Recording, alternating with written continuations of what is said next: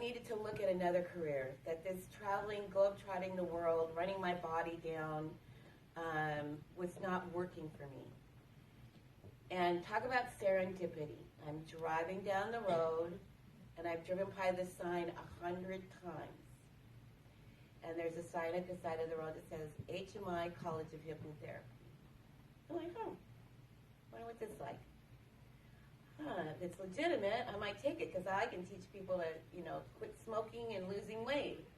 I didn't realize how much more in-depth this was going to be or how much more involved this was going to be. But I went and I signed up. And then, for those of you who don't know about HMI, it's a 12-month program. It's very rigorous. You go to school every night. They test you every day. It's a very thorough program. But it's the only hypnosis school that teaches the theory of analytical and literal suggestibility. And if I'd gone to any other hypnosis school, I wouldn't have discovered this. Now, even in this school, you could see people transing out. We practice hypnosis on each other, and some people like me, they sit through the class, and pretty soon it's like, you're transing out. But even then, we knew who the somnambulists were, and we knew what happened to them, but we didn't understand how somnambulism impacted their everyday life. And I will tell you that somnambulists struggle. They struggle a lot, and they're often misdiagnosed. They're diagnosed with emotional conditions, and really they have a lot of defense mechanisms, avoidance, compartmentalization, fantasy. All of these are really symptoms of somnambulism.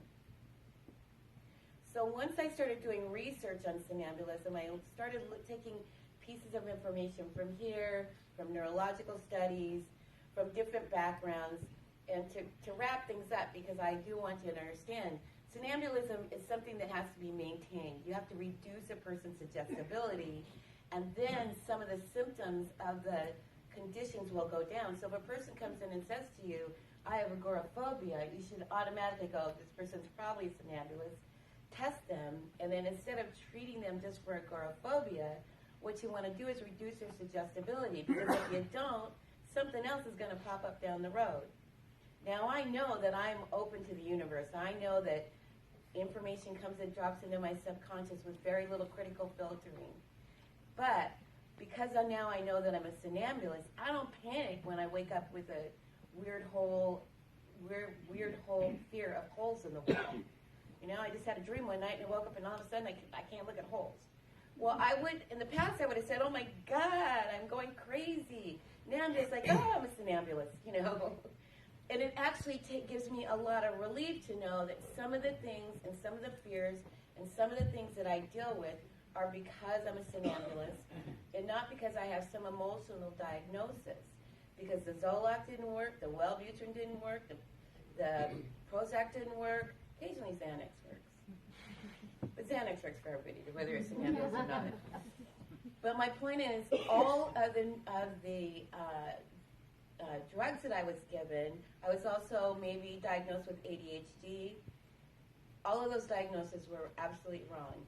If I practice self-hypnosis and if I get dehypnotized at least once a week, then I can tell you right now that almost all of my symptoms are abated.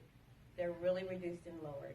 And it's an amazing theory, and if you're not aware of it, maybe I can come back at a later date and do a longer conference on it. But also you can look at the HMI site, and it's got lots of information, and you can take classes online. All right? That's about it.